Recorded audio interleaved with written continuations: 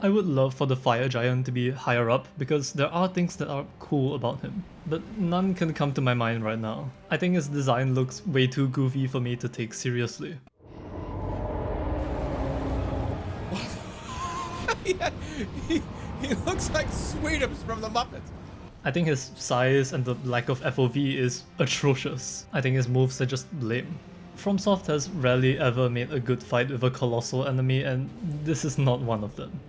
I respect the hustle to make that biggest boss ever into a proper playable non-gimmick fight, but it evidently does not work. He doesn't have any workaround for his size like Rykard does to alleviate the jank, and so you spend most of the fight just looking between his feet and his non-existent junk. He repositions too much for my liking, and this isn't bad in itself, but combine that with the arena's uneven terrain and its rocks, and it makes going after him very awkward. His moves are just also not that interesting, both visually and to engage with. Like, besides the inherent spectacle of dodging his massive swings and his stomps, attacks like Flame of the Fell God, they don't feel very well implemented, and the fire AoE that he does on the ground does little but waste time depending on where you're standing. Even if you are perfectly positioned, you can rarely take advantage to attack him during the AoE because he's probably got some fire under his hands or his legs, so you're just stuck there waiting for the fire to end.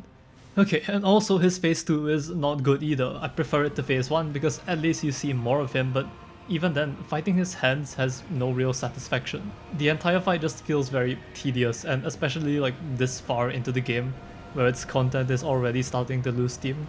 I think this is the worst Remembrance Boss fight in the game.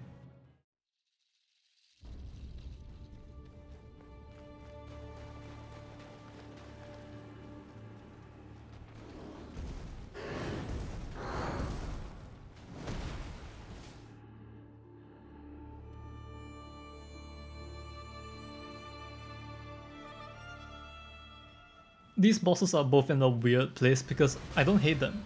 In fact, every boss that I actually fully hate has already been discussed.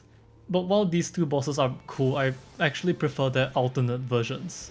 The first Ancestor Spirit is one of my most memorable gaming moments ever, and as cool as the Regal Ancestors moveset is, it kinda left a bad taste in my mouth compared to the first because, number one, it's easier to spawn, it's more tedious, and it's not unique enough to make me really count it as a better fight.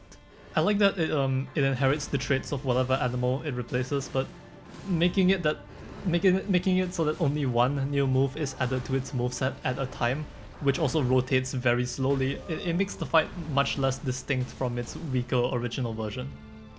On a similar note, I've always preferred Estelle Stars of Darkness. Even though the Natural Born is a really cool like existential design with a gorgeous arena, I always thought it was a little out of place as a final major boss in Rani's questline. It feels more like an answer to a different story, if that makes sense. And Stars of Darkness just feels more appropriate in its location. It's this massive, unknowable creature in the depths of a frozen tunnel, lingering there without explanation.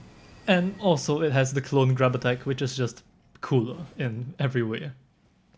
Mechanically, neither of these bosses are very interesting. The presentation of both is really good, and I like their visuals, their music, and their arena, but as fights, they're just not much. The Regal Ancestor is an awkward and extremely simple fight that overstays its visually beautiful welcome, and Estelle, while not bad, consists essentially of hitting his head, and also avoiding jank around the camera and waiting for certain long moves to be over. There is still much to appreciate, though. The Regal Ancestor, in particular, is actually constantly going through a literal cycle of death and rebirth. It constantly dies and gets reborn within different animals, and that's kind of beautiful. For all of its jank, Estelle is a really existentially challenging design, which I really like. If this skull isn't actually a skull at all, but just housing for an eye, what does that say about humans? And it's why I can't really bring myself to hate the fights, even if they're apparently down here at the bottom.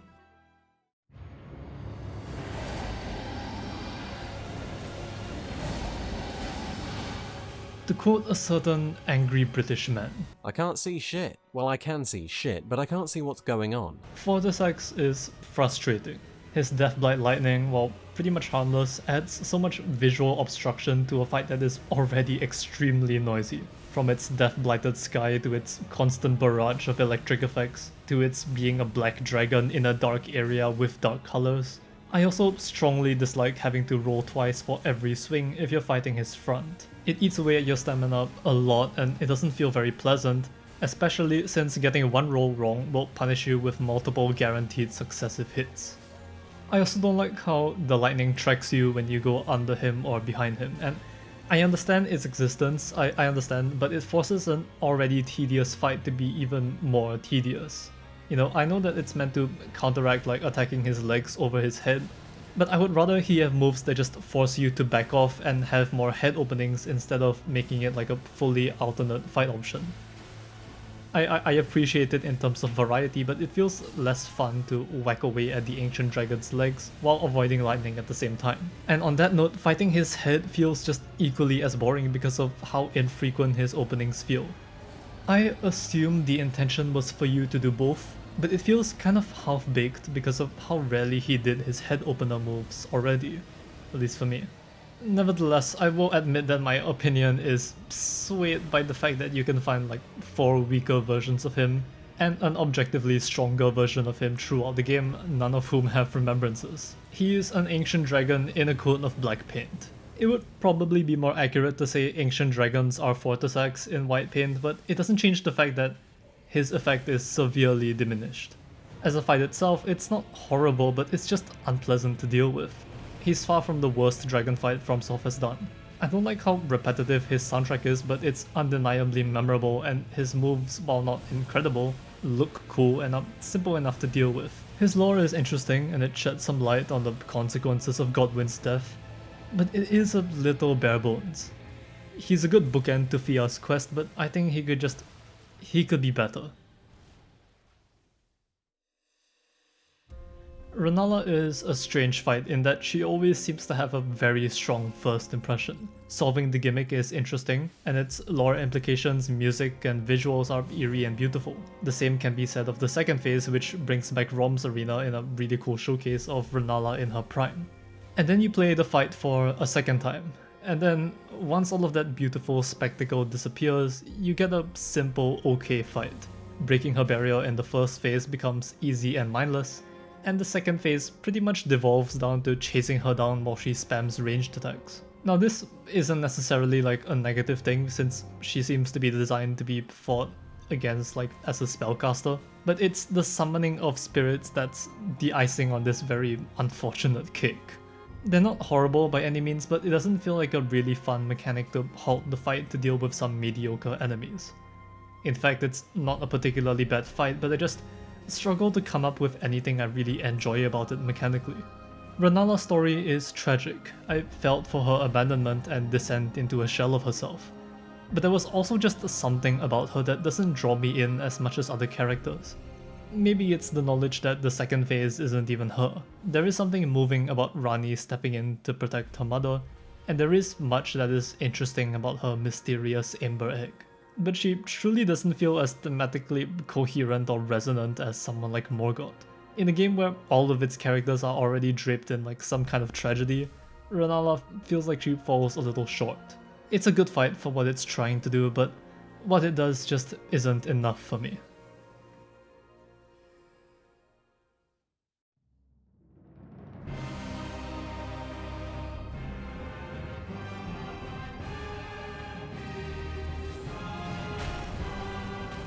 Godfrey is a very popular character, but somehow I've never been able to like him.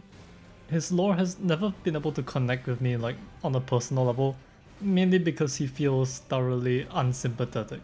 The game presents him as this honorable, brave, and strong warrior, you know, a champion, and his entire personality seems to be centered around being a Chad.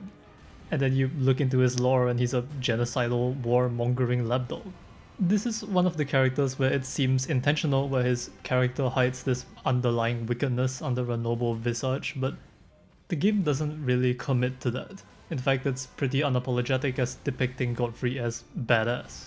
You could argue that the Horror-Lu phase thematically symbolizes that regression, the facade of an honorable man, fading into nothing more than a violent warmonger. But the game doesn't seem to present it that way still. In fact, all this cutscene seems to do is try and make him even more badass. the guy powerbombs you, it's funny. But he may be one of my least favorite characters in terms of story, because he's an archetype that was done much better with Vendrick before and Messmer after. Elden Ring didn't need to emphasize Godfrey's evil, and it makes sense that he was noble and respected. I understand why he does what he does and why he's presented in this way and why people like it. But to me, he's just really easy to dislike. I like the fundamental concept of fighting him in competition for lordship, because who doesn't love a good rivalry? But we had another running opponent throughout the game, one that we killed in this exact boss arena, that I liked more and who had more presence. I don't like his fight that much either. His first phase is serviceable, but there's this mechanical rigidity about it that has always kept me from really enjoying it.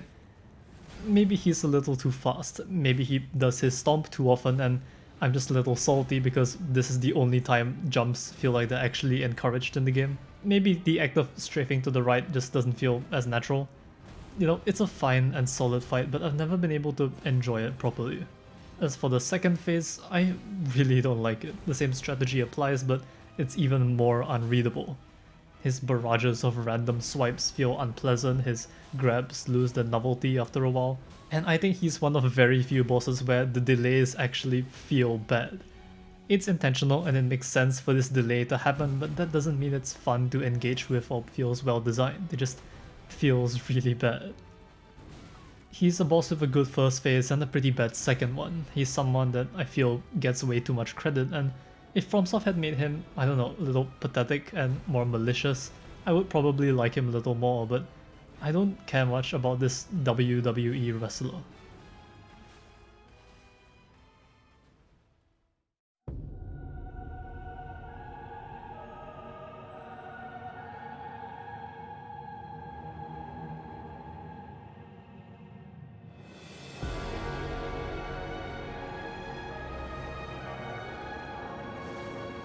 If you asked me when the DLC first launched, I would tell you that Metyr was the worst fight in the game. And now I think she's not bad.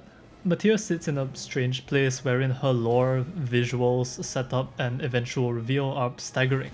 The lore implications of her existence and her design are huge, and she provides new information for the Silence of the Two Fingers. Her fight is beautiful and thematically resonant, this abandoned monstrosity, becoming nothing more but a source of fear to be put away. She is deeply sad, and I care about her far more than Horaloo. Her attacks just being a series of constant barrages and slams is especially notable. I like how she's this creature clearly not made with battle in mind, having to resort to this clumsy physical violence, slamming herself down and beating away at you. Every animation carries this sense of utter desperation and vindictiveness. But the fight itself, it's not good. It doesn't feel good. The constant melee attacks, while thematically fitting, make for a pretty dull fight, especially that finger crawl attack. Her attacks all just feel a little too difficult, her damage feels ridiculous, and she summons finger creepers which serve little purpose other than to be annoying. I especially dislike how sometimes she just ends a combo early, which can remove an opportunity for an attack, and there's no way to predict this. And there is also the second phase with an attack that is literally impossible to dodge unless you stay as far away from her as possible, and even then it's not certain. And so what you get is a fight that is visually and thematically strong, with a very unpleasant moveset to engage with.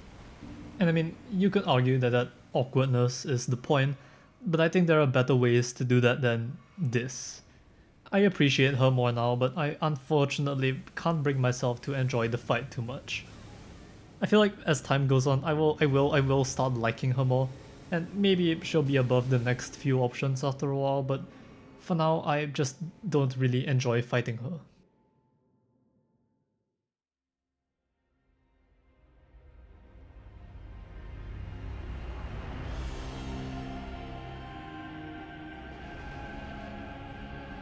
Placidus X, funnily enough, shares a lot of things with Metyr that I like. Abandoned by their god, they're twisted into the shape of two fingers, communing with a silent force, and they're a large, bulky enemy that you fight head-on. Weirdly, I also think they're a worse fight than Metyr. These two fights are very close together, and on a different day I might put Metyr above them. Placidus X feels like a fight designed to be amazing for a first playthrough. There's a massive, badass two-headed dragon. They've got massive lightning attacks. They swoop from the sky in the thunderstorm. They teleport. They have mid-air lasers. The fight feels engineered to feel as badass as possible, and in doing so, it feels like they forgot to make the fight interesting to engage with. Because in spite of how visually bombastic the fight is, you don't really ever fight Placidus X head on. The best way to deal with them almost all the time is to just hit their tail and back into submission while avoiding lightning AoE attacks. Hey, that sounds a bit familiar. It's less obnoxious than Fortis X for me because it feels like you get a longer amount of time to avoid the attacks. But unlike Fortis X, you almost never get to actually see the dragon and fight them head on. So why are they above Metyr? It's hard to explain.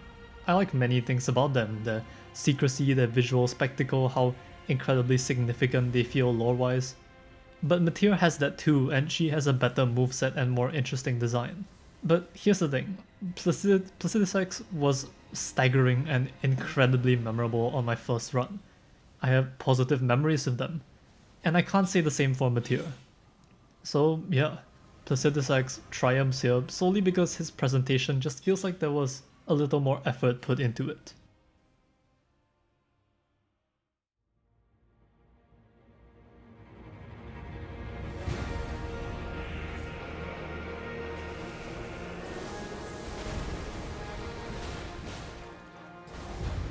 Everything about Consort Radahn and Miquella is just lacking. They have a lot of hallmarks of what could be a good boss, but they end up being really, really boring. Now, here's what I do like about them. Let's get that out of the way. They got my heart racing so high I had to take a break and take some meds. Not because it was actually mechanically challenging, but because the inconsistencies made an otherwise simple fight into a very long battle. I like the Blood Flame Slash and the standing forward clone charge attack. They're actually interesting to engage with. The Promised Consort combo is really cool and probably my favorite attack because it's not his attack, it's actually one-to-one from Pontiff Sullivan. The animation is tweaked but the timing is the same, yeah. My favorite move is stolen from a better boss. Okay, good things. Miquella also has probably the best OST in the game for me. Phase 2 is stuck in my mind forever. I've never heard anything quite like it from FromSoft and I think they nailed it. I just wish it was attached to a better fight. Now this guy's moves are not technically bad. Everything is decent now that he's been nerfed twice. He is technically a pretty simple fight. But here's what I didn't like.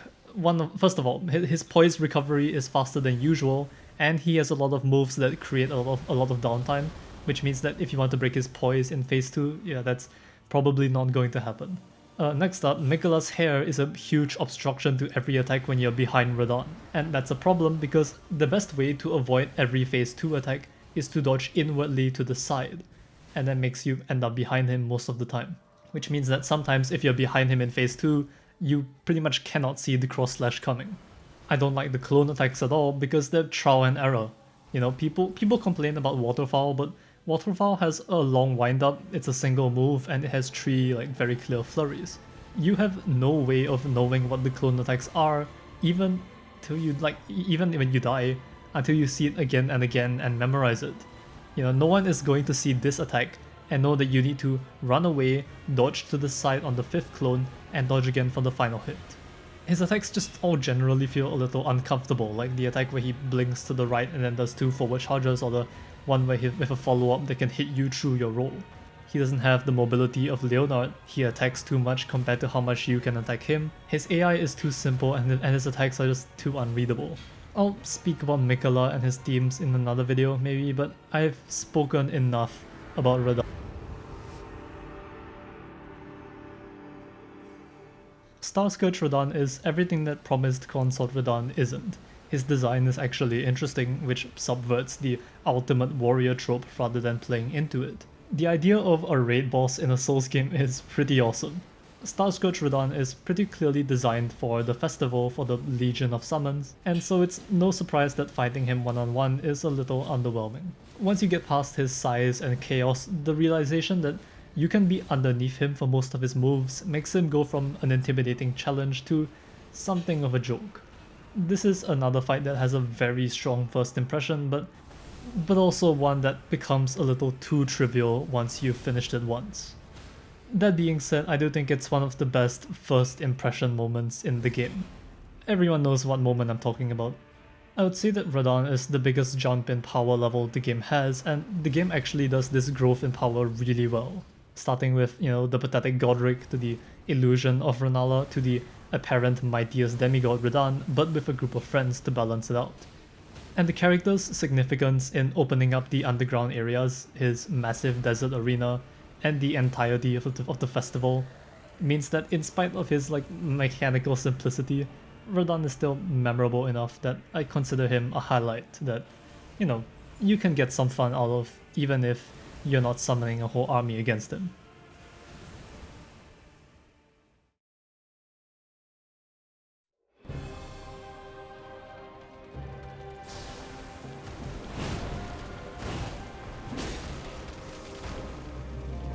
Romina is one of my favorite visual designs in Elden Ring. She's both horrifying and utterly captivating. The crawling motions of her centipede, the way she spreads her butterfly wings, and this symbiosis that she displays in spite of her twisted shape is honestly a sight to behold. And her music is incredible. By all means, this fight should be up there. But also, I think it's just a very weird fight. It's janky and a lot of the dodges feel completely unintended. Dodging a lot of them just feels unintuitive and almost impossible to discern. Her phase 2 also starts up instantly, meaning that you can hardly react to it, which can be a huge problem in a hitless run.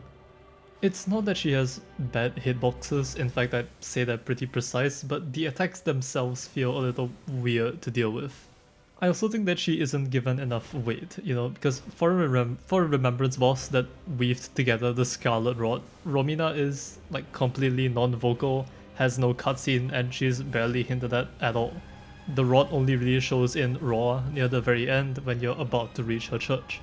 So yeah, I wish she was given more significance, more build-up, maybe in a rod-themed area, instead of being a somewhat out-of-place bookend to the ancient ruins, It's just a little odd to me that despite her church being burnt and this festering rot spreading, the rest of Raw just feels completely visually untouched. All that being said, I still adore a lot about Romina. I especially love the contrast between her and Malenia, which is this difference between the rejection and accepting of the rot. She is honestly one of my favorite visual designs in the game. I just wish her fight and her presentation were able to maintain that.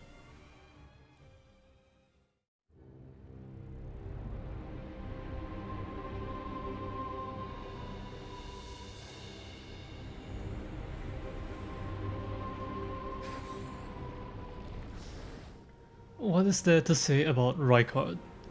He's great in concept.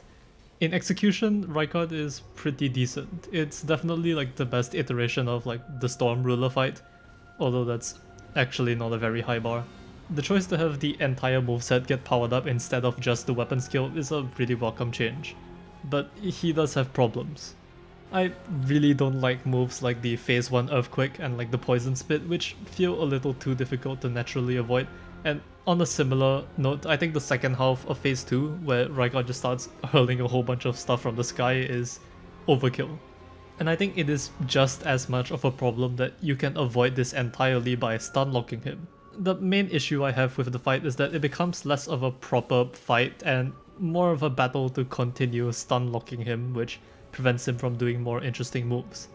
Much like a certain other Storm Ruler fight. The rest of his neutral attacks are fun to engage with, like the one where you can jump over his sword sweep, but the fight could be better. The lava also doesn't help, the one that surrounds him, because when it starts and when it ends feels a bit unclear. And I also think the sense of weight with his sword is a little bizarre, because in some attacks he swings it incredibly slowly and like it's really heavy, and then others it feels like he swings it almost instantly. I don't mind delays as a gameplay mix-up, but there are times where it just doesn't feel natural. With those flaws aside though, this fight is, in its very concept, fantastic. Rykard's design is unbelievably cool. It's both really disturbing and really funny. His arena is the most overly dramatic, evil thing you've ever seen in a very fun way. And I think it ties together in a really great way as a conclusion to the Volcano Manor quest. He's a really cool character and a pretty alright fight, and this is the point in the list where bosses go from being good to really good, so he's a good transition point.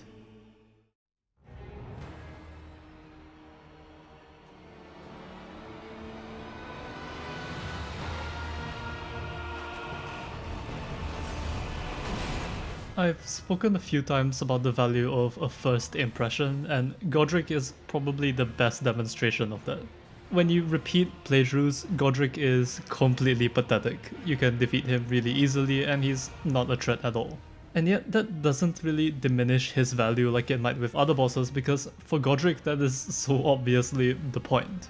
On your first playthrough, he's your first big challenge, and on subsequent ones, he's like a fly that you swat away. Stormveil Castle is part of Godric's character. The whole place just hints towards his horrifying practices. And thanks to that dragon arm, he's got like the bombastic spectacle of Elden Ring's bosses without losing his ultimately pathetic nature. Everything about his voice acting makes you want to kill him really badly. His design is compelling, his voice acting is fantastic, his build-up and his place in Elden Ring is perfect, and his moveset is pretty decent. The only attack I'm not fully happy with is his big flamethrower. I've seen some complaints that his like Stormcaller tornado starts up too fast, but I don't think I've ever had much issue with it. Godric is an easy boss, and for where he is and what he's supposed to do, I think he slips into that role perfectly. There's nothing amazing about him gameplay wise because there doesn't need to be at this point in the game, and because of that he's high up on this list because he does what he does best, but I'm not gonna put him any higher.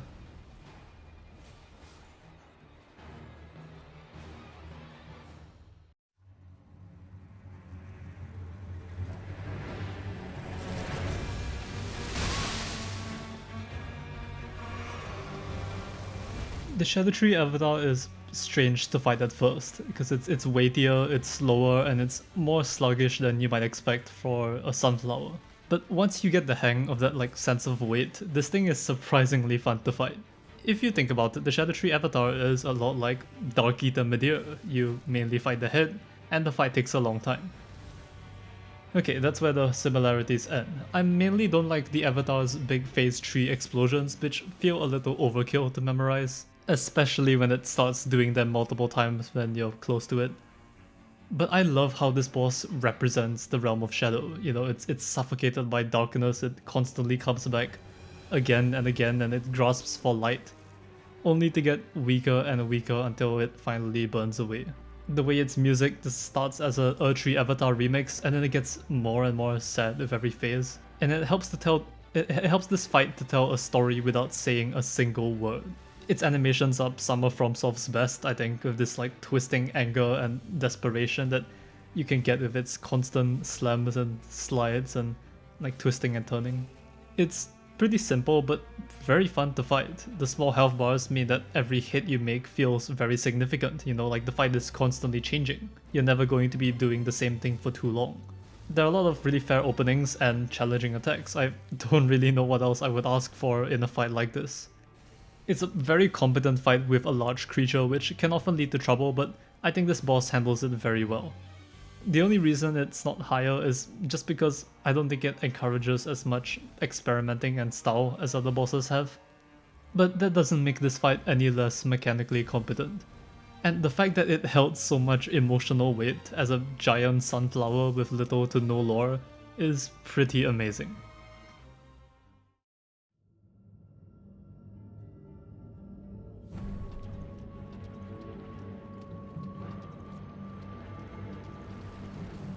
I think this game has way too many attacks that don't look very jumpable but still are, and the Putrescent Knight is the opposite.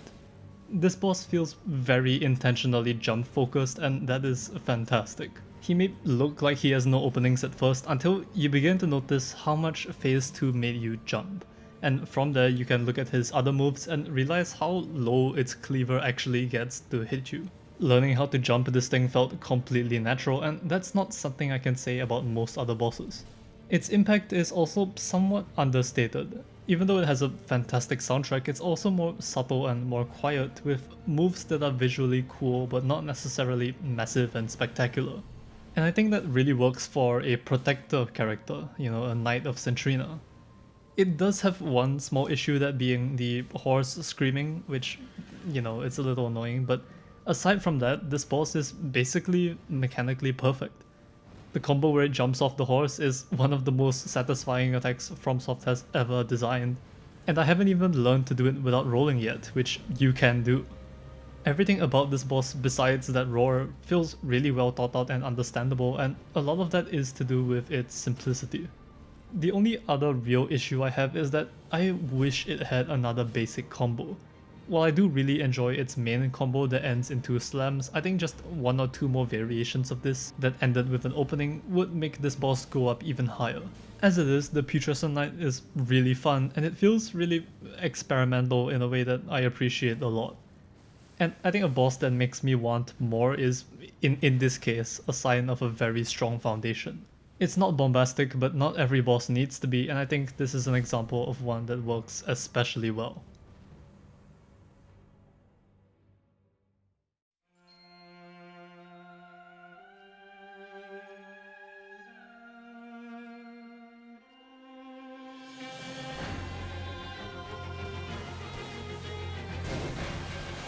Okay, I'm gonna get this out of the way first.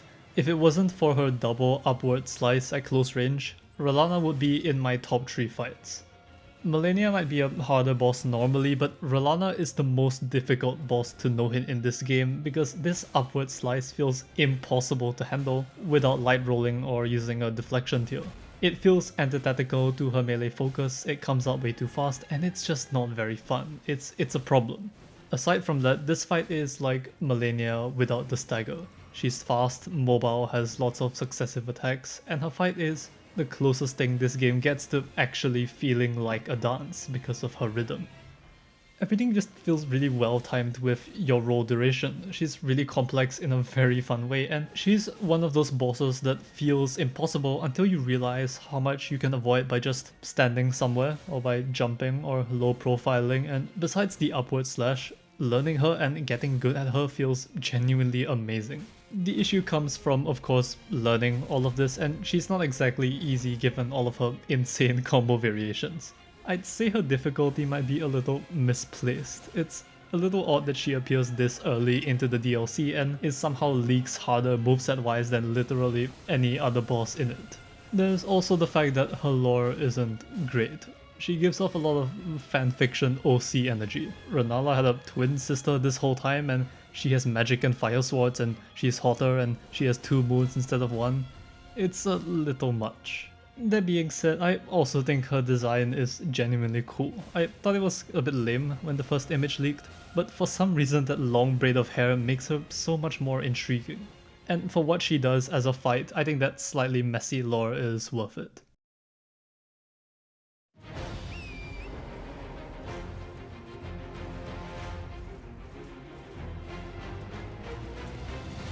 Gaius may very well be the most overhated From Software boss I've ever seen. I've heard people call him the worst boss in the game, an utterly atrocious boss, and a lot of other unpleasant names.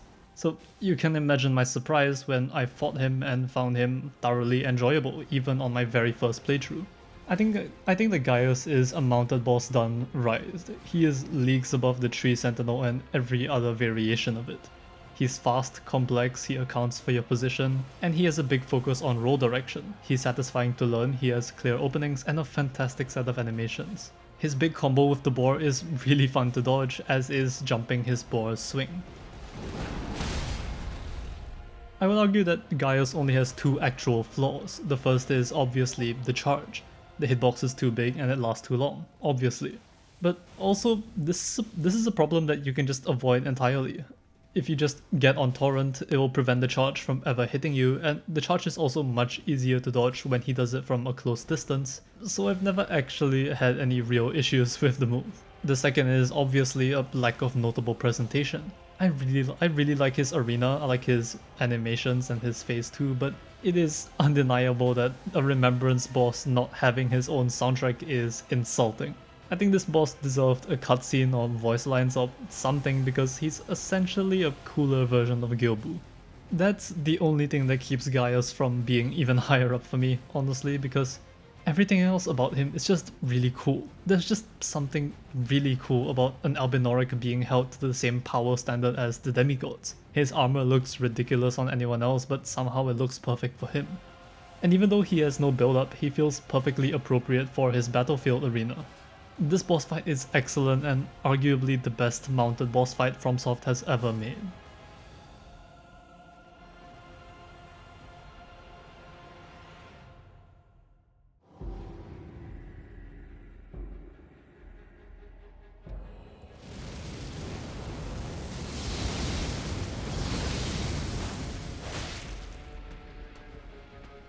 Metyr is a strange boss because mechanically he is almost perfect.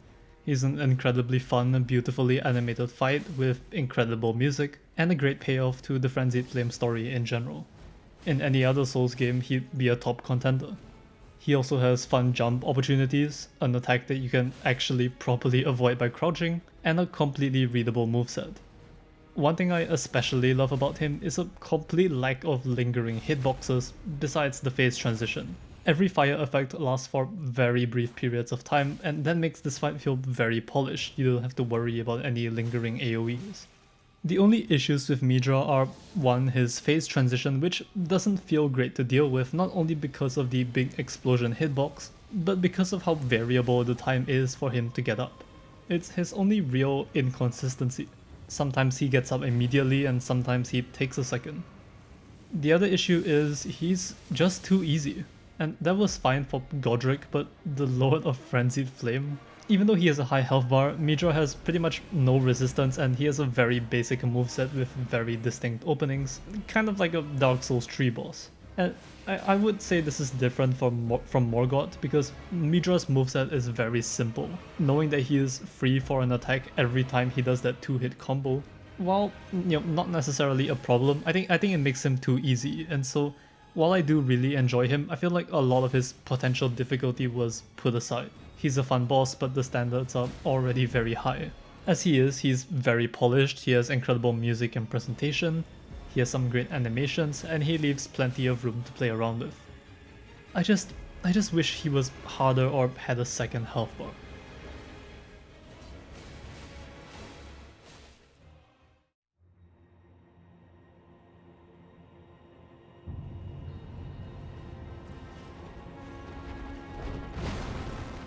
I don't think many people will dispute that Malekith is one of the coolest looking characters in anything ever. A shadowbound wolf in black and gold armor carrying a sword that can kill anything. This is a boss that changes the entire world when you kill him. Malekith has some of my favorite presentation in the game. His lore is simple and effective, especially if you've already had experiences with Blythe. The fact that he changes dialogue if you finished his questline and the emotion of that reveal is fantastic, and I wish that Melania and Millicent's questline still did that. And the fight itself is really good. I generally prefer the Beast Clergyman because I really like how you can fight him either simply, by baiting out the big downward slam, or in a risky way by jumping over his close range swipes. Malekith is a little less jumpable and easier with the exception of the Destined Death attack, which I think is a little too strong in comparison to his other moves. Watching for it feels really difficult and not immediately readable because he has several variations of attacks that could or couldn't do it. It's kind of like a waterfall dance situation where watching for that one multi-slash move can take priority over a lot of the fight, but it's pretty avoidable with enough practice and it does far less damage than one might expect. There's also the simple fact that Malekith is too easy, especially in comparison to the Beast Clergyman. And not just in a Morgott way where he doesn't have much health, but in a moveset way, similarly to Metyr. For all of Morgott's flaws, I think that his moveset is essentially perfect, but Malekith is far too easy to deal with for who he is. It's fun to go underneath most of his swings or just not need to roll, but it also means that you get very huge openings very often, which doesn't bode well given how the fight starts off with him at half health. Comparatively, I think the Beast Clergyman is not easy enough to parse at the start. I don't think many players are going to naturally figure out that you have to stay in mid-range or stay in close range and jump the subsequent swipes.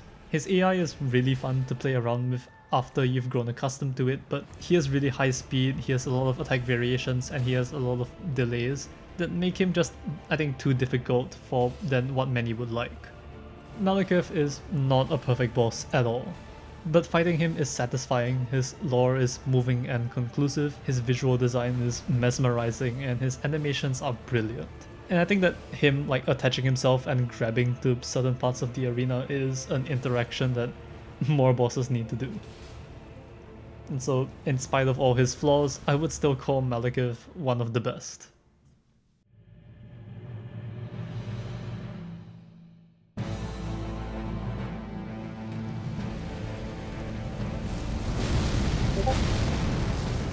Messmer feels designed in pretty much every way to be the fan favorite boss, and I think he works. This guy is really fun.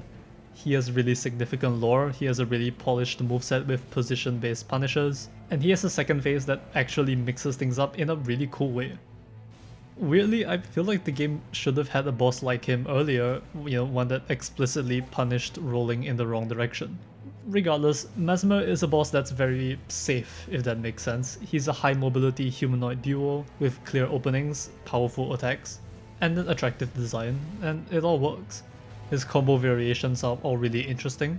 He has fun room for experimenting with his jumps and even a crouch or two, and he has a powerful combo attack that actually feels intuitive to learn and dodge. I also especially like his OST, which is this tragic mix of the main theme with a desolate spin to it that comes to a head at the end of the second phase. The way this fight ties into his backstory is really compelling, and it makes me care for him in spite of his admittedly very silly looking design. The same can be said of phase 2, where I think he looks really dumb, but also it's so much fun. I've always loved bosses that are very mobile, so Messmer just throwing himself around the arena constantly is a godsend. The only minor gripes I have with this fight is that I don't exactly know what determines certain phase 1 follow-ups, like what determines the slow swing and the big swing. I wish you had a bit more control over that. And I also think that the big snake combo in phase 2 did not need such a big AoE on the initial startup. I also think that the spear in the thrust attacks have a hitbox that lasts a little longer than it should. I don't think I should be getting hit by a spear that is motionless. But these are all very small problems that you can play around and deal with, unlike certain other problematic moves. This boss is just really pleasant to fight. He makes use of both his weapon and some really flashy fire, and I really like how he spreads his flames out with the spear. He's readable, threatening, varied, and has spectacle. There's very little not to like about him. By all accounts, he feels like one of the most polished bosses in the entire game. The only reason why he isn't even higher is simply because others have gone above and beyond.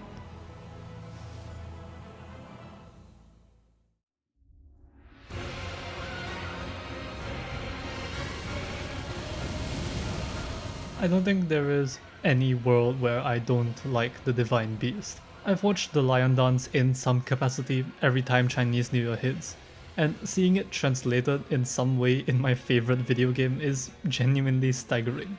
This boss is everything I wanted it to be, the way the music makes use of Chinese instruments, the way its animations, visuals, and lore make it clear that this is like Divinity Unchained. I especially love how many of the movements and motions of this boss are reminiscent of an actual lion dance. Now this boss is far from perfect, but at the end of the day, this list is about how much I like bosses, not just mechanically, but what they mean to me overall, how I feel about them. And this lion carries a piece of culture that I've known all my life, and I'm not immune to that. Even removing that factor, this is one of the most beautifully animated and creative designs FromSoft has ever done. The way it floats around, spins, transforms, and cycles between the three elements is absurdly cool, especially that one move where it quickly moves between all three elements. I also really like its main floating combo that ends in the breath spin because you can do so many jump moves to counter it. Generally, this boss is alright mechanically. A lot of it is very fun, but I do have several issues. One is the arena and the FOV. Because the boss moves around so much and it spins and it twists and it stands up high, you can sometimes like get pushed into a wall or have the camera like get into an awkward spot, which can make this fight very uncomfortable. Second, I think the lightning phase is completely overkill. This lion is already lacking in quite a few big openings, so adding extra delayed AoEs after almost every attack is kinda ridiculous. And third, most of its neutral startups are just too fast. You can get used to some of them, but others feel like they come out of nowhere. It's kinda like the old Radahn cross slash, sort of, where it can make a single light attack opening feel completely unsafe. With all that in mind though, again, there was no world where I didn't like this boss. I know I just listed a whole bunch of complaints, but everything else about this moveset is just really cool. Ever since I saw it in the DLC trailer, I knew I would like it regardless, and it doesn't disappoint, even if it should.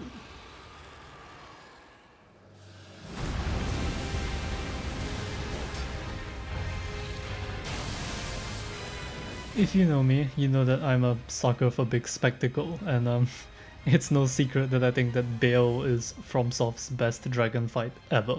And Baal is nothing like Metyr. He's a very Elden Ring boss, and I can understand annoyance that he isn't as much of a turn-taking fight. But honestly, no other dragon has fulfilled that fantasy of fighting a full-powered, deadly, evil dragon like Baal has. And I think that's mainly because of how consistent it is to fight his head. A lot of Elden Ring dragons do work if you fight their head, but they can feel a little awkward and their fights become easier or at least a little less boring if you beat away at their legs. And while Baal can still be fought in this way with his little, stump leg being a weak spot, it feels way more satisfying and obvious for you to fight his head. He has all the spectacle and the grandness of Placidusax with an actual upfront fight. Now, Baal does waste time. A lot of his moves spend a whole bunch of time just doing nothing but look cool while you wait. But I think that the spectacle value gives the fight a lot more leeway with wasting time than a fight like Metyr, which, while cool, always felt a little too slow and uneventful for my liking. Comparatively, Baal feels like he just never stops doing stuff, so even when he's doing that flight move and he's pelting you with fireballs, there's still a feeling of actually engaging with the fight. I also think it has a lot going on, like fight-wise, like positioning during certain moves actually matters. He moves around the arena as much as you do, you get a lot of like mid-combo pokes. And there's a solid jump attack opportunity too, except it doesn't really look jumpable at all. Why is this jumpable? It looks really dumb. Elden Ring's dragons have either been a little animalistic or a little sympathetic, and Baal feels like a proper redux of Calamite. He's this evil black dragon that's genuinely malicious and destructive. And it feels like everything about his presentation is meant to do that.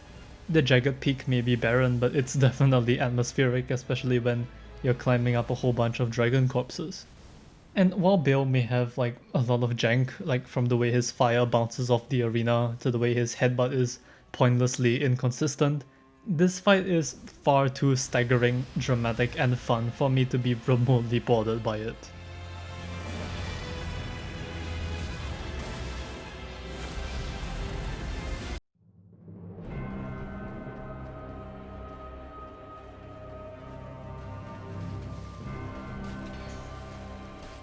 It shouldn't be a huge surprise to learn that Malenia is one of my favorites. She has pretty much everything going on for her as the game's supposed to go. Fighting her feels so different from any other boss, and yet that fight feels like it embodies Elden Ring in so many ways. The fact that you can stagger her constantly and interrupt her attacks is really cool, and it sells the fact, I think, that this fight is meant to be a proper duel. The fact that she heals on hit is a little silly, but everything about her fight feels in service of matching her to you. I think the healing prevents you from just tanking hits and encourages you to actually engage with the moveset and learn her attacks properly. Learning when you can and can't interrupt her is really cool, and roll direction makes up for the very high speed of her attacks. I also think that her shifting between aggressive and neutral in phase 1 makes for a very interesting fight. It becomes this back and forth where either one of you can engage. She makes up for being easy to stagger by blocking attacks and retreating, much like you would. I'm honestly surprised that very few other bosses in the game really do this, because that constant exchange can feel far more satisfying and impactful than any other boss fight. Phase 2 is not bad either. I'm not a huge fan of the downward main explosion, but it's a big attack opportunity, so whatever. I also think her clone attack is ridiculous, and it's one of those moves that I think holds potential for more. If you've seen Unalloyed Millennia, it makes use of the clones more often in attacks, which I thought was really cool, so it's a shame that you can only see the clones once in a somewhat unintuitive attack. I do really appreciate how Phase 2 becomes a little more of a traditional Elden Ring fight as your punishers become limited and she fights back with her own counter-attack. There's also her lore and design, which I don't think I need to talk much about. She's exactly what the game promises and a very worthy climax to all of the Scarlet Rot you encounter throughout the game. Much like Romina, she is both terrifying and beautiful, although her wings are a little obstructive, though they're nowhere near as bad as her brother's hair. This boss has two moves besides the clones that I take some issue with. I dislike how Waterfall Dance and the double swing uppercut can make otherwise safe movements unsafe. For example, if I'm in the middle of approaching her at mid-range, she can pull out Waterfall and I'll be too far to do the close range spin, but also too close to run away from the first flurry. Similarly, I've seen her pull this instant double cut immediately after retreating, which kind of ruins an otherwise perfectly reasonable time to approach and punish. I really don't think this move would be a problem if it was actually consistent, but it really does feel like it just comes out at random following like a basic melee combo or the kick. These two moves are not my favorite, but I don't hate them. They're a little annoying, but I think that they're worth it so long as I get to keep fighting Millennia, because in spite of all its difficulty and its negative reputation and Waterfall's complexity, this fight is incredibly well designed, and I think it's a perfect demonstration of just how far FromSoft has come.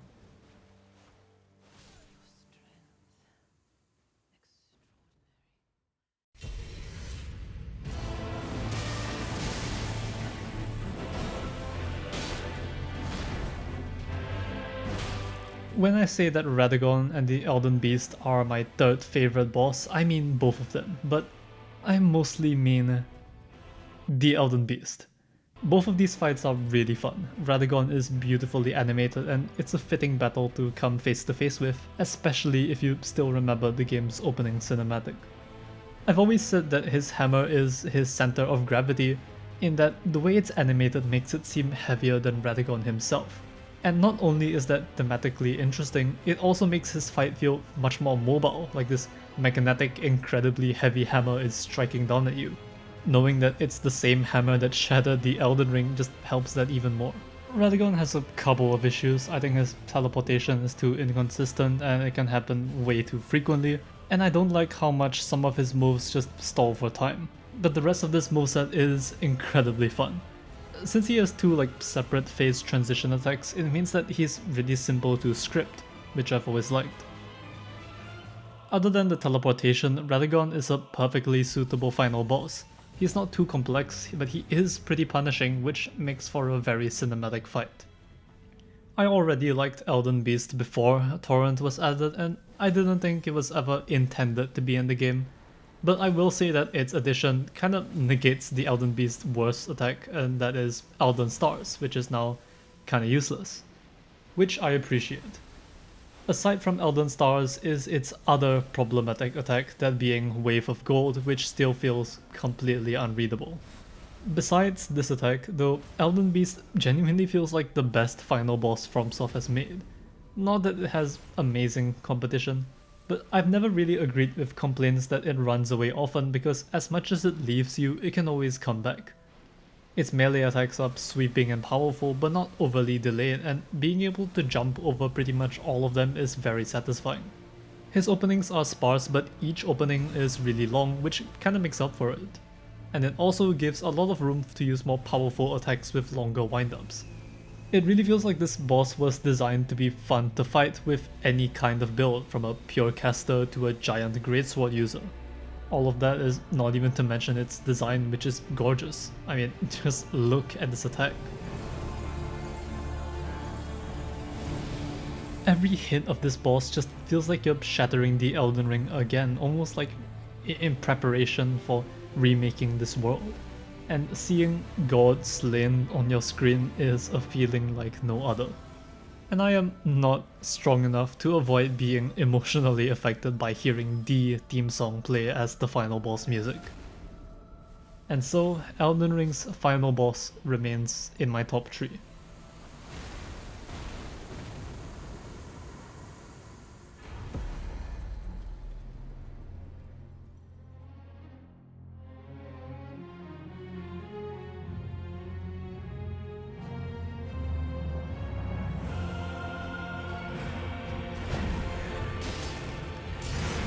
I'm gonna be honest, it's very hard for me to explain why exactly I love Mohg. He isn't the most polished or perfect boss. His spear will sometimes target the air, which makes the blood splashes unavoidable. His blood flame shower can get obnoxious with the wrong RNG. Fighting him as he approaches the arena tombstones can get really annoying, and yet I still think Mohg is incredible. There's something just really satisfying about this fight and figuring it out. Learning him felt completely natural and satisfying.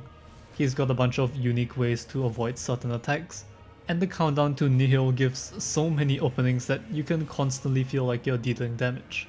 Speaking of which, I'm not too annoyed by Nihil as an attack since you can either heal through it or negate it entirely, unlike Metyr's lasers, which are more likely to kill you in a single hit. There's just something about dodging moves like letting his spear fly over your head, or jumping over a swing, or fitting an attack during a delay that just feels very realized, if that makes sense.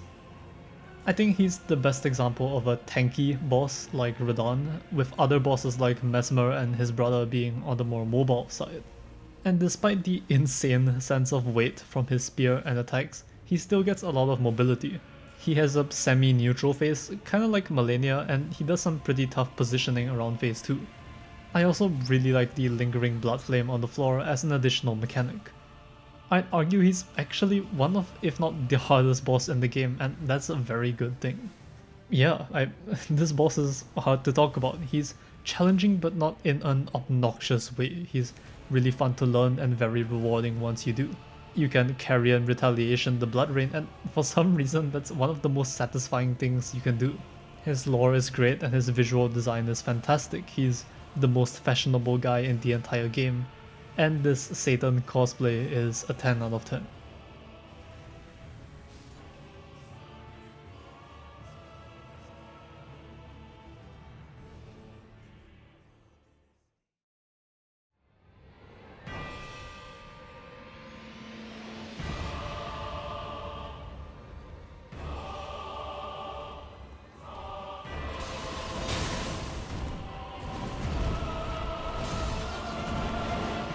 I've already talked at length about how much I love Morgoth the Omen King. This boss is, in my eyes, the closest FromSoft has ever gotten to perfect.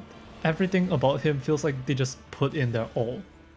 First of all, his moveset is incredibly reactive. You're not limited to dodging in one way, and depending on your roll direction, his next inputs immediately follow up based on your positioning.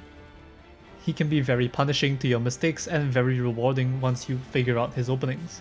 His animation is also unbelievable. This guy moves like a ninja. He runs around you, he somersaults, and his spectral weapons keep the fight from getting boring. He always has some new cool thing to pull out, and dodging each one is kind of like a puzzle in itself. I love that you can get hit by a difficult attack and you can choose either to avoid that attack entirely by carefully positioning, or you could intentionally trigger that attack and figure out a huge opening from there. Not to mention, he's built up throughout the game. He appears twice beforehand as Margit, his knight's cavalry stalk you around at night, and his lore is deeply moving, while also being tied to the best legacy dungeon in the game and possibly the best in FromSoft history.